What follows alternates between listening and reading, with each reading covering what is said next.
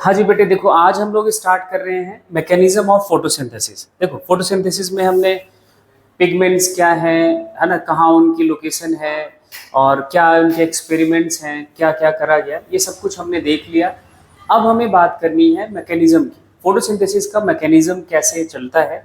Detail study है यहाँ पे और बहुत इजीली तरीके से आपको ये कॉन्सेप्ट क्लियरिटी बनेगी। बस आप कॉन्टिन्यूअस रहो, पूरी बात को सुनो और समझो। देखो, जो हमारी फोटोसिंथेसिस की रिएक्शन है that is a set of reaction, एक मेटाबॉलिक प्रोसेस है। पहले तो बात ये क्लियर करो, एक मेटाबॉलिज्म है। ये क्या है? मेटाबॉलिज्म है। मेटाबॉलिज्म कोई सिंगल रिएक्शन नहीं होती, कोई सिंगल स्टेप रिएक्शन नहीं होती। जैसा हम फोटोसिंथेसिस को लिखते हैं कि CO2 है, वाटर है और ये इधर लाइट आ गया है ना, लाइट की प्रेजेंस में इधर पिगमेंट की प्रेजेंस हो जाती है और क्या बन गया? कार्बोहाइड्रेट प्लस वाटर का मॉलिक्यूल प्लस ऑक्सीजन बन जाता है ना। ये कोई सिंगल स्टेप की रिएक्शन नहीं है, पहली बात तो ये समझ के रखना। ये हमें बचपन के लिए ठीक है कि बच्चे को फोटोसिंथेसिस का आइडिया तो हो जाए क्या चलता है, क्या होता है। ये पूरे फोटोसिंथेसिस की प्रोसेस का सम है, ठीक है। कि हम जब पूरा फोटोसिंथेसिस समझ जाएंगे तब ये हम लिख सकते हैं, ठीक है। अब आपको मेटाबॉलिक प्रोसेस है, तो मेटाबॉलिक प्रोसेस एक सीरीज ऑफ रिएक्शन से चलती है। तो वो सीरीज ऑफ रिएक्शंस क्या क्या हैं, क्या क्या वो केमिकल चेंजेस होते हैं, वो हमें समझना है। पूरे उन सीरीज ऑफ रिएक्शन को, उन सेट ऑफ रिएक्शन को, एक्चुअली मैं सेट ऑफ रिएक्शंस बोलूं, फोटोसिंथेसिस में जितनी भी रिएक्शंस चलती हैं उनको हम अपनी अंडरस्टैंडिंग को थोड़ा सा इजी करने के लिए दो कैटेगरी में, दो ब्रॉड कैटेगरीज में क्लासिफाई करते हैं। एक को बोला जाता है लाइट रिएक्शन और दूसरे को बोला जाता है डार्क रिएक्शन। लाइट रिएक्शन का मतलब है सेट ऑफ रिएक्शन, ये क्या है? Set of reaction for which presence of light is compulsory। इसके लिए लाइट का प्रेजेंट होना कंपलसरी है, ठीक है। और डार्क रिएक्शन वो सेट ऑफ रिएक्शंस हैं, फोटोसिंथेसिस की रिएक्शन है, जिनके लिए लाइट का प्रेजेंट होना जरूरी नहीं है, ठीक है। अब इसका मतलब ये नहीं है कि ये रात में चलेगी, अंधेरे में चलेगी, लाइट की प्रेजेंस में दिन में नहीं चलेगी, ऐसा नहीं है। इसका मतलब ये होता है light reaction occurs only in the presence of light या in the day time, but dark reaction can occur in day time as well as in night time या in the absence of light. ये दिन में भी चलती है और रात में भी चलती है, मतलब प्रेजेंस ऑफ लाइट में भी चलती है और एब्सेंस ऑफ लाइट में भी चलती है। डार्क रिएक्शन का मतलब ये है। डार्क रिएक्शन का मतलब ये कभी मत समझना कि ये सिर्फ रात में चलती है, ठीक है।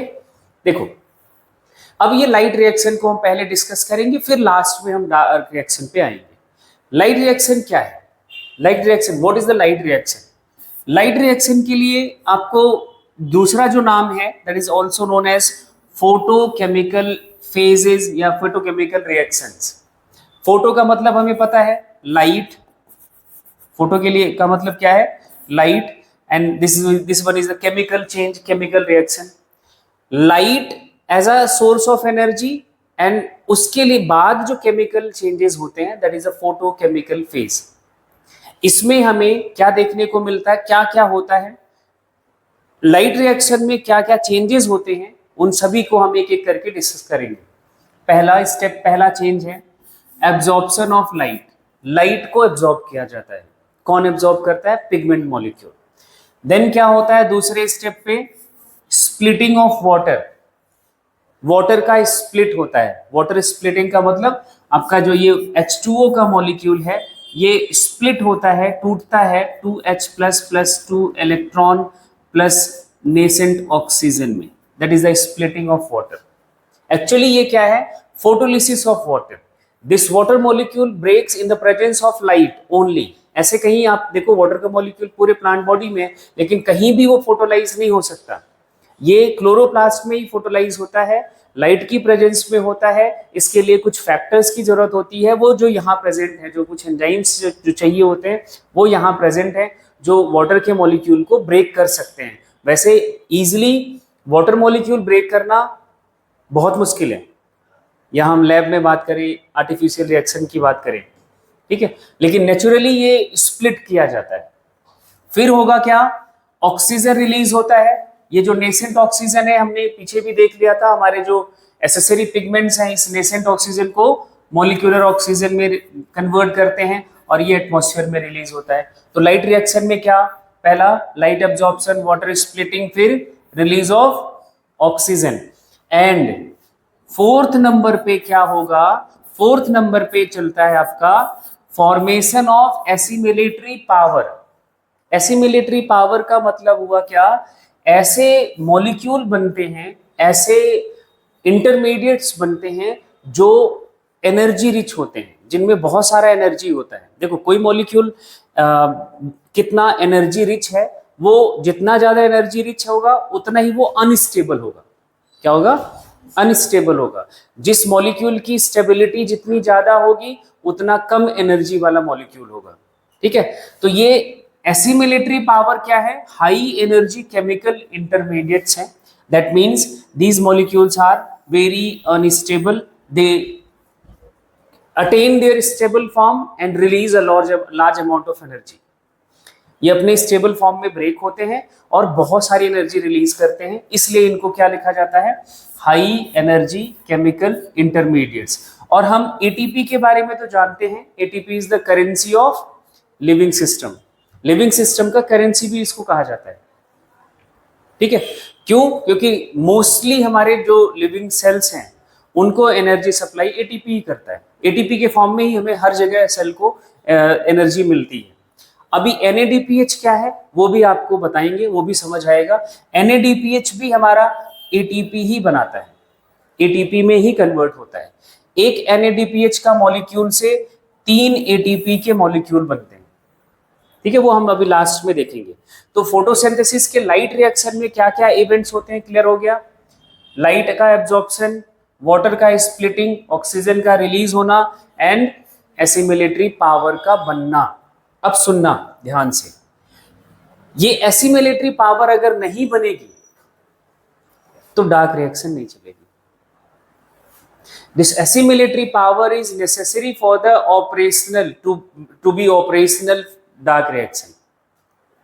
आपकी डार्क रिएक्शन तभी तक चलती है जब तक ये assimilatory, that is the product of light reaction, light reaction का ये प्रोडक्ट है, मेन प्रोडक्ट है, ये जब तक अवेलेबल होता है प्लांट्स में, सेल्स में, है ना, जो जहां पे फोटोसिंथेसिस होता है, मेसोफिल सेल्स में, क्लोरोप्लास्ट में, है ना, जब तक ये अवेलेबल होता है तभी तक डार्क रिएक्शन चलती है, ठीक है। मतलब सनसेट हुआ, सनसेट के बाद कुछ घंटों तक प्लांट्स में फोटोसिंथेसिस चलती रहती है। फोटोसिंथेसिस बोले तो डार्क रिएक्शन चलती रहती है।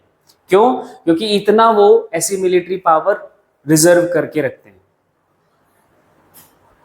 फिर उसके बाद नहीं चलती।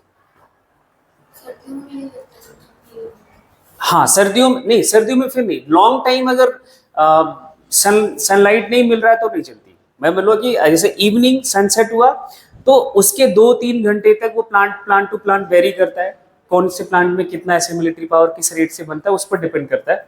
अगर एसिमिलेटरी पावर 1 घंटे तक अवेलेबल है तो डार्क रिएक्शन चल रही है। अब पूरी रात नहीं चल सकती, अगले दिन धूप नहीं हो रही तो नहीं चलेगी, फिर प्लांट को अपने रिजर्व फूड पे जाना पड़ता है, ठीक है। उधर की बात आगे हम देखेंगे। तो ये स्टेप्स क्लियर हो गए कि हमारा लाइट रिएक्शन में क्या क्या चेंजेस होते हैं, ठीक है। लाइट रिएक्शन में फिर से एक बार मैं आपको याद दिला दूं, लाइट का एब्जॉर्प्शन, वाटर का स्प्लिटिंग, ऑक्सीजन रिलीज होना एंड देन एसिमिलेटरी पावर का बन जाना। अब एक वर्ड है फोटोसिस्टम। ये जो आपने सारे इवेंट्स लिखे हैं, इन इवेंट्स के लिए there is a need of photosystem.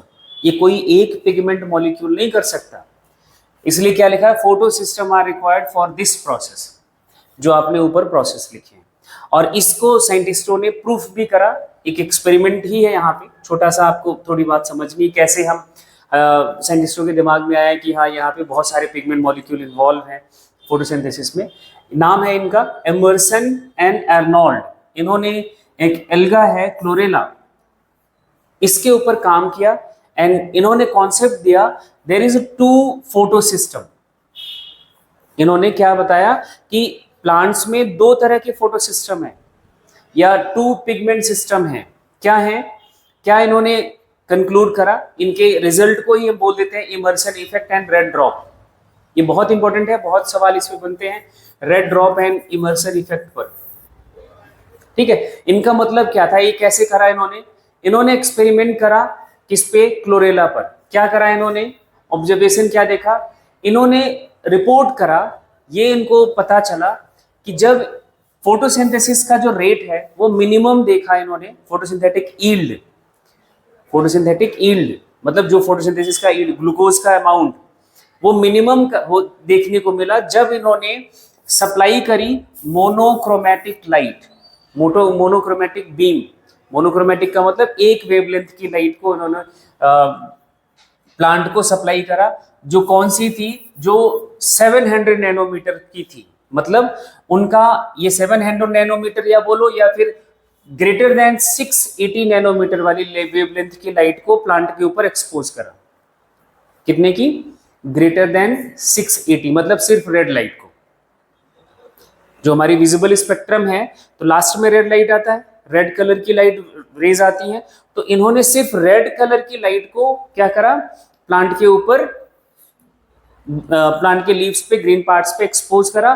तो उन्होंने क्या देखा कि फोटोसिंथेटिक जो यील्ड है वो मिनिमम हो गया, बहुत कम हो गया, बहुत कम हो गया, and that is known as red drop. Drop का मतलब कम होना, नीचे जाना, है ना। जो फोटोसिंथेटिक यील्ड था वो नीचे चला गया। अब देखना दूसरी बात, दूसरा इनका ऑब्जर्वेशन क्या था, रिपोर्टेड इनहेंसमेंट। इन्होंने ये देखा कि इनहेंस करता है, बढ़ जाता है फोटोसिंथेटिक यील्ड जब इन्होंने दोनों तरह की लाइट प्लांट को दिया। दोनों तरह की मतलब कि मोर देन 680 वाली भी और लेस देन 680 वाली भी, जिसका वेवलेंथ मोर देन 680 था और लेस देन 680 था। जब दोनों लाइट को उन्होंने साथ में प्लांट के ऊपर एक्सपोज करा, then he observe that enhancement in photosynthetic yield, और इसी को बोला जाता है इनहेंसमेंट इफेक्ट या इमर्सन इफेक्ट। मतलब क्या हुआ, इस बात से ये प्रूफ हुआ कि there is a two types of photosystem which works on different wavelength of light. जो 700 से 680 से ज्यादा वाली वेवलेंथ पे काम करता है, जो एक ऐसा फोटोसिस्टम है जो 680 वाले के नीचे काम करता है ना। इसीलिए ये इमर्सन इफेक्ट और रेड ड्रॉप बहुत इंपॉर्टेंट है। दो फोटो सिस्टम का कॉन्सेप्ट पहली बार इन्होंने दिया। फिर कंक्लूड क्या करा, बहुत ज्यादा डिटेल तो नहीं है हाँ इतना, लेकिन आपके दिमाग में पिक्चर तो बन जाता है कि हाँ दो टाइप के फोटो सिस्टम है। कंक्लूजन में इन्होंने बोला there are two types of photosystem, जिसका नाम इन्होंने रखा PS1 एंड PS2। ये PS1 एंड PS2 ऐसा कोई सीक्वेंस नहीं है, ये डिस्कवरी के ऑर्डर पे रखा हुआ है कि जिस फोटो सिस्टम की डिस्कवरी पहले हो गई उसको PS1 बोल दिया, जिसका बाद में हुआ उसको PS2 रख दिया। और ऐसा भी दिमाग में बिल्कुल मत बनाना कि PS1 पहले काम करता है PS2 बाद में काम करता है, ऐसा बिल्कुल भी नहीं है ना। एग्जिस्ट इन फोटोसिंथेटिक यूनिट, जो हमारा थैलेकोइड में पिगमेंट्स का वो जो ग्रुप है जिसे हम फोटोसिस्टम कह रहे हैं, वो फोटोसिस्टम दो टाइप के, एक PS1 एक PS2 हमारे फोटोसिंथेटिक यूनिट में प्रेजेंट हैं, एंड दे ऑपरेट साइमल्टेनियसली।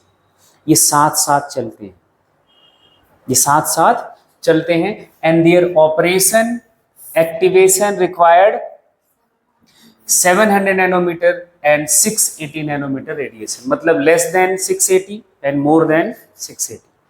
ठीक है, और अब हम फोटो सिस्टम की बात करेंगे। ठीक है, फोटो सिस्टम क्या है, that is a group of photosynthetic pigment. जो अपने ऊपर पिगमेंट पढ़े, क्लोरोफिल, कैरोटिनॉइड्स, है ना, इनका एक ग्रुप है, एक ग्रुप ऑफ फोटोसिंथेटिक पिगमेंट है जो थैलेकोइड मेम्ब्रेन में प्रेजेंट है, और इनको हम बोलते हैं फोटो सिस्टम।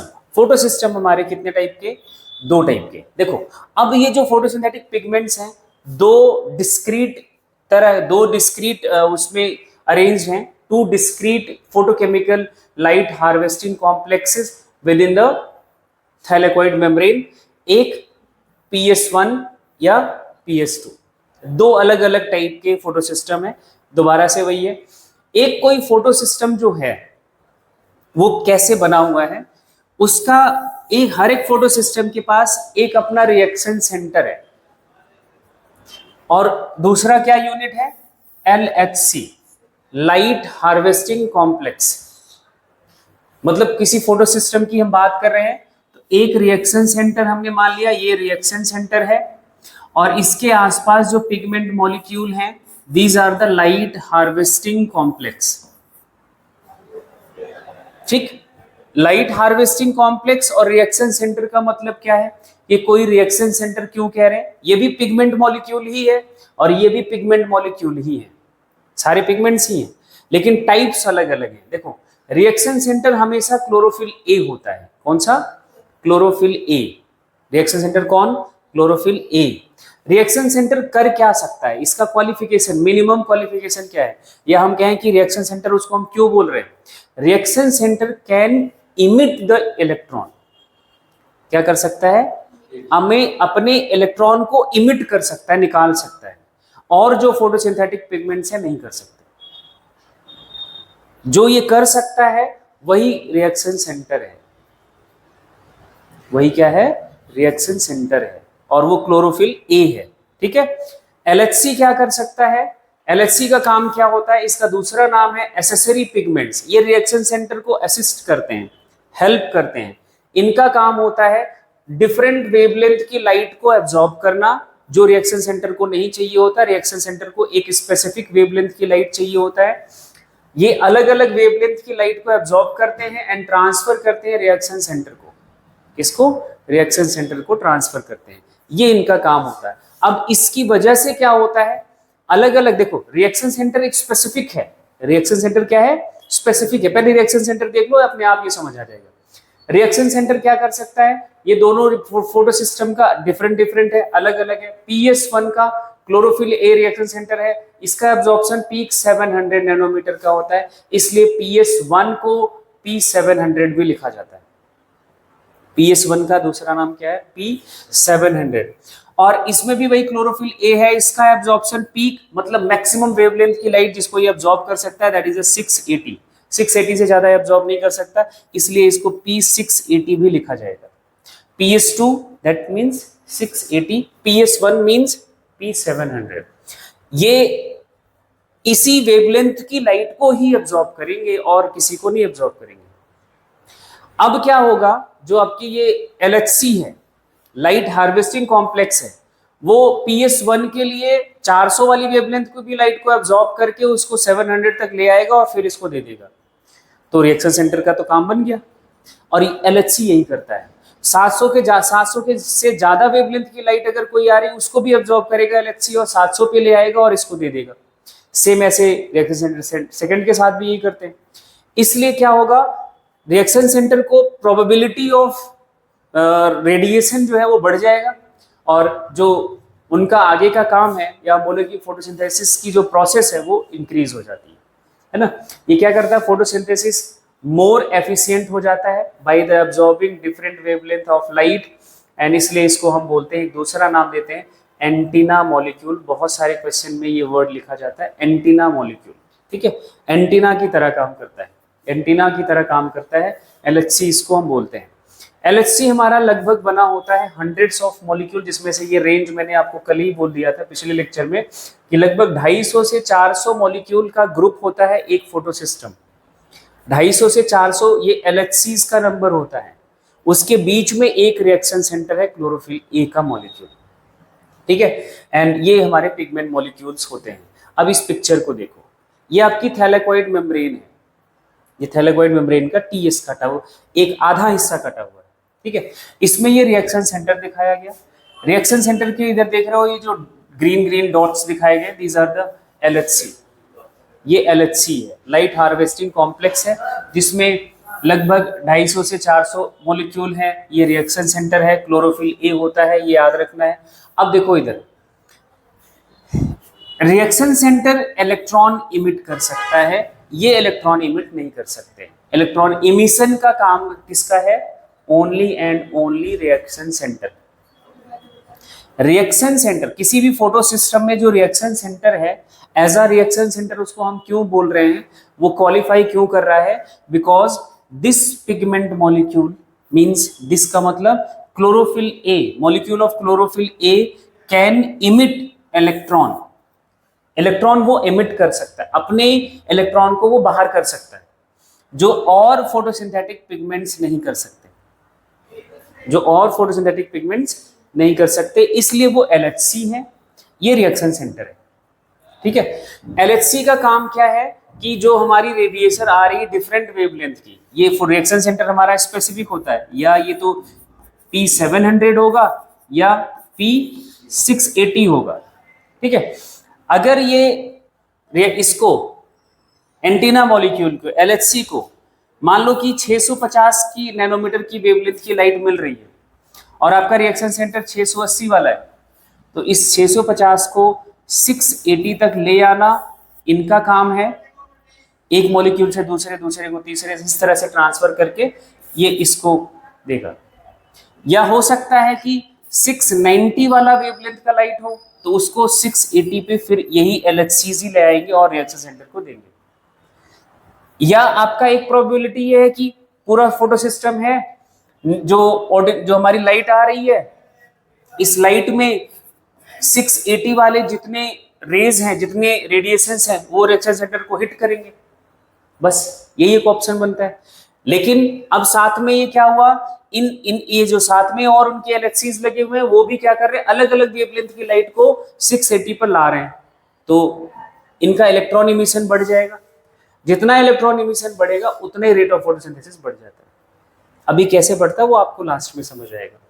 ठीक है, इसलिए आप देखो एक पॉइंट नोट करके लिखा है, अब आगे आपको ये बात समझना है, वही जो हमने पहले भी बोल दिया था, PS1 and PS2 named in the sequence of their discovery, उनके डिस्कवरी के सीक्वेंस में नाम रखा गया है, and not in the sequence of which they function during light reaction. ये दिमाग में बिल्कुल मत लाना कि वो पहले PS1 काम करता है फिर PS2 काम करता है, ऐसा बिल्कुल भी नहीं है, नहीं तो ज्यादातर बच्चों के दिमाग में यही बैठ जाता है। ठीक है, नेक्स्ट, लोकेशन कहाँ है PS1 की और PS2 की। भाई हमने दो फोटो सिस्टम की बात कर ली, PS1 PS2, रिएक्शन सेंटर समझ लिया, ये होते कहाँ पे हैं। वैसे हमारा फोटो सिस्टम होता कहाँ है इन जनरल, अभी आपको आइडिया है, थैलेकॉइड मेम्ब्रेन में।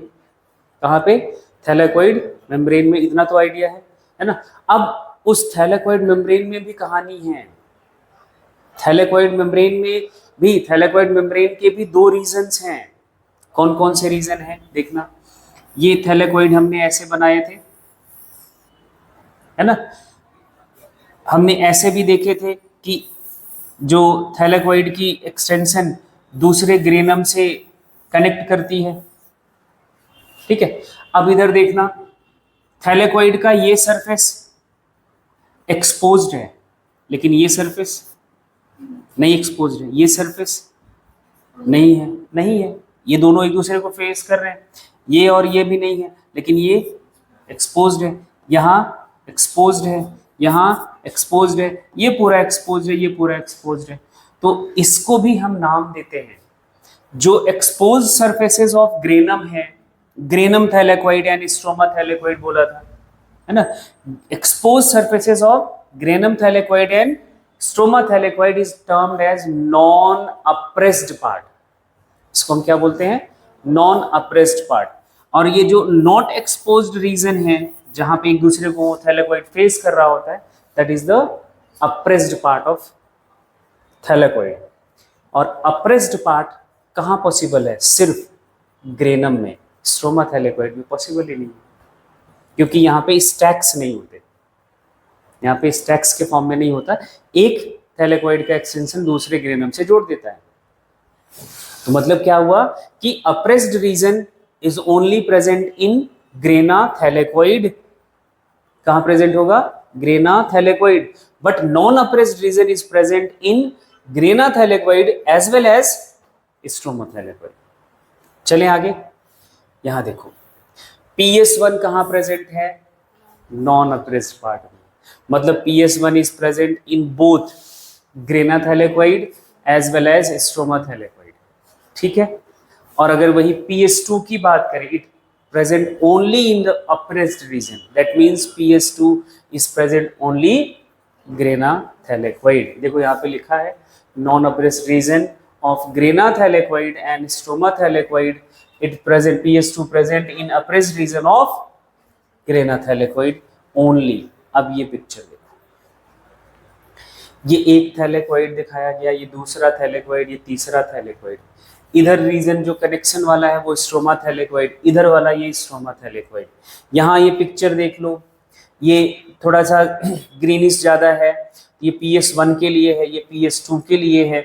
और इधर ये आपका cytochrome B6 dimer and ATPase, ये अभी हम इसका डिस्कशन नहीं कर रहे हैं, लेकिन लोकेशन हमें आप यही समझ लोगे, आगे जरूरत पड़ेगी, ठीक है। अब देखो यहाँ ये नॉन अप्रेस्ड रीजन हुआ, यहाँ लिखा non appressed region expose surface. ये आपका क्या है, साइटोक्रोम B6 का डायमर है, ये PS1 है, PS1 है, PS1 है, PS1 है। ये क्या है, एटीपेज है, क्या है, एटीपेज है। ये PS2 PS2 PS2 PS2 PS2 है ना, PS1 PS1 PS1, इधर PS1 इधर PS1, ठीक है। तो इनके जो प्रेजेंस है मेम्ब्रेन में वो आपको क्लियर हो गया। अब PS1 इधर भी होगा, ये भी एक्सपोज सरफेस है, non appressed region of the grana thylakoid, ठीक है। तो इस तरह से हमारे फोटो सिस्टम आपके थैलेकोइड में प्रेजेंट होते हैं। कहाँ, थैलेकोइड में प्रेजेंट होते हैं। तो लोकेशन क्लियर हो गई, अप्रेस्ड रीजन है, नॉन अप्रेस्ड रीजन क्लियर है, बिल्कुल कोई इसमें कंफ्यूजन नहीं होना चाहिए। अब देखो हम यही कैसे, जो हमने बात वहां समझी वही यहाँ स्टेटमेंट है। We can say that grana thylakoid have both PS1 and PS2 but stroma thylakoid has only PS1। अब इन दोनों में कंपैरिजन देख लो, PS1 एंड PS2 में ओवरऑल जो जितने भी कंपैरिजन है सारे डिफरेंसेस यहाँ पे। Located on non appressed part of grana thylakoid and stroma thylakoid, same बात यहाँ भी हमने समझ रखी है। इसका रिएक्शन सेंटर क्या होता है, PS1 का P700, ठीक है, और इसका रिएक्शन सेंटर 680, ये हमने देख लिया है। अब जो ये दो पॉइंट्स लिखे हैं ये भी हमें नहीं पता, लेकिन आगे हमें पता चलेगा, अभी तक तो हम नहीं जानते। इट हैज रिड्यूसिंग नेचर, ये रिड्यूस करने का टेंडेंसी रखता है। ये रिड्यूस करता क्या है, NADP को NADPH। अभी आपने देखा था लाइट रिएक्शन में ऐसे मिलिट्री पावर में बनता है, तो ये कौन बनाता है, ये कौन बना सकता है, सिर्फ PS1, PS2 इसको नहीं बना सकता। PS2 का नेचर है ऑक्सीडाइजिंग नेचर का, और ये H2O का ऑक्सीडेशन करा देता है, H2O को ब्रेक करा देता है, किसमें, H+ आयन में, प्लस इलेक्ट्रॉन में, प्लस नेसेंट ऑक्सीजन। इसका ऑक्सीडाइजिंग नेचर है, अभी हम ये समझेंगे धीरे धीरे आगे। ये पार्टिसिपेट करता है, ये भी हमें नहीं पता, बट अभी आपको याद रखना है cyclic and non cyclic photophosphorylation में, और ये सिर्फ और सिर्फ नॉन साइक्लिक फोटोफॉस्फोराइलेशन। अभी फोटोफॉस्फोराइलेशन क्या है, यही हमारा नेक्स्ट टॉपिक है। फोटोफॉस्फोराइलेशन हम अगले लेक्चर में डिस्कस करेंगे।